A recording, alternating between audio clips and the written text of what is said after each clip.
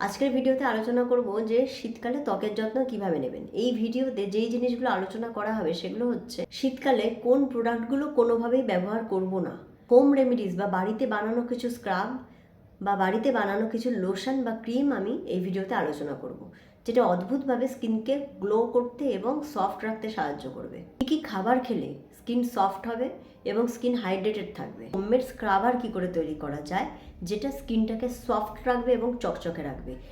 আর একটা জিনিস বলবো যে ঠোঁট ফাটার থেকে বাঁচতে কী ব্যবহার করতে হবে। তাহলে আজকের ভিডিওটা খুব সংক্ষেপে এই সব কিছু জিনিস নিয়ে আলোচনা করব। শীতকালে দেখবেন যে স্কিন খুব বেশি রুক্ষ শুষ্ক হয়ে যায়, কারণ না শীতকালে কিন্তু ত্বকের হাইড্রেশন যেটা সেটা নষ্ট হয়ে যায়। শীতে শরীর থেকে জল টেনে নেয় বেশি। প্রথমেই বলবো প্রচুর প্রচুর জল খেতে হবে, শরীরটাকে পুরোপুরি হাইড্রেটেড রাখতে হবে। যদি হাইড্রেশন না থাকে তাহলে কিন্তু সবার আগে যেটা হবে সেটা হচ্ছে পায়ের চামড়া কুঁচকে যাবে এবং পায়ের গোড়ালি ফেটে যাবে। নেক্সট হচ্ছে ভিটামিন সি আর ভিটামিন ই যুক্ত খাবার খেতে হবে। ভিটামিন সি বলতে সাইট্রাস ফুড বলতে কমলা লেবু, মুসাম্বি লেবু, যে কোনো রকমের লেবু, তাছাড়াও যা যা সাইট্রাস ফুডের মধ্যে পড়ছে আমি আগে ভিটামিন সি নিয়ে ভিডিও দিয়েছি, সেগুলো দেখে নিতে পারেন। সেই ভিটামিন সি যুক্ত খাবার।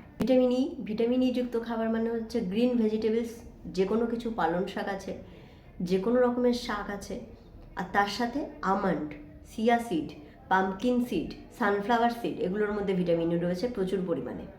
হোমমেড কি লোশন কি ক্রিম কিভাবে বানাবো, আমি একটা দারুণ লোশনের কথা বলে দেবো যেটা বাড়িতে আপনি ব্যবহার করতে পারেন, বাড়িতে নিজে বানিয়ে নিয়ে।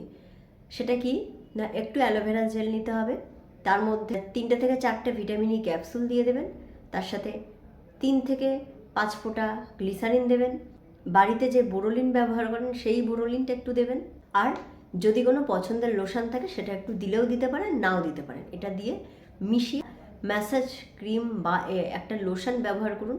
সেটা মুখে রাতের বেলা মেখে শুয়ে পড়তে পারেন, বা পায়ে মাঝে মধ্যেই সেটা যদি ব্যবহার করেন তাহলে পা ফাটা পুরোপুরি কমে যাবে। শীতে কিন্তু খুব ড্যান্ড্রফ হয়, তার জন্য কি করতে হবে না, কিটোকোনাজল শ্যাম্পু সপ্তাহে 1 দিন মাথায় ব্যবহার করতে হবে। ড্যান্ড্রফ কেন হয় না শীতকালে সব থেকে বেশি ড্যান্ড্রফ হয়, কারণ ওই যে বললাম হাইড্রেশন চলে যায় আর স্ক্যাল্পটাও রুক্ষ হয়ে যায়। শীতে যে প্রোডাক্টগুলো কখনোই ব্যবহার করবেন না সেটা হচ্ছে কি স্যালিসাইলিক অ্যাসিড যুক্ত যে কোনো রকমের প্রোডাক্ট, যে কোনো রেটিনল যুক্ত প্রোডাক্ট। হায়ালুরোনিক অ্যাসিড শীতকালে আপনি বন্ধু বানিয়ে নিতে পারেন। হায়ালুরোনিক অ্যাসিড ক্রিম যে কোনো কিছুর মধ্যে থাকলে বা সিরাম আপনি ব্যবহার করতে পারেন। ঠোঁট ফাটা থেকে রক্ষা পেতে রোজ রাতে ভিটামিন ই ক্যাপসুল একটুখানি হাতে নিয়ে ঠোঁটে ভালো করে লাগিয়ে রাখুন। দেখবেন আপনার 7 দিনের মধ্যে ঠোঁট ফাটা পুরোপুরি কমে গেছে। যাদের খুব স্কিন টানছে, লোশন মেখেও কিছু হচ্ছে না, স্নান করে উঠে একটু গ্লিসারিন মেখে নিন, বা যে লোশনটা ব্যবহার করছেন তার মধ্যে একটুখানি গ্লিসারিন মিশিয়ে লাগান। টক দই আর চালের গুঁড়ো দিয়ে একটা স্ক্রাবার বানিয়ে নিন, যেটা পুরো শীতকালে যখন দরকার হবে আপনি মাখবেন। টক দই স্কিনটাকে ক্লিয়ার করতে সাহায্য করবে, আর টক দইয়ে ল্যাকটিক অ্যাসিড আছে, এটা প্রচণ্ড স্কিনকে সফট রাখে এবং হাইড্রেটেড রাখে।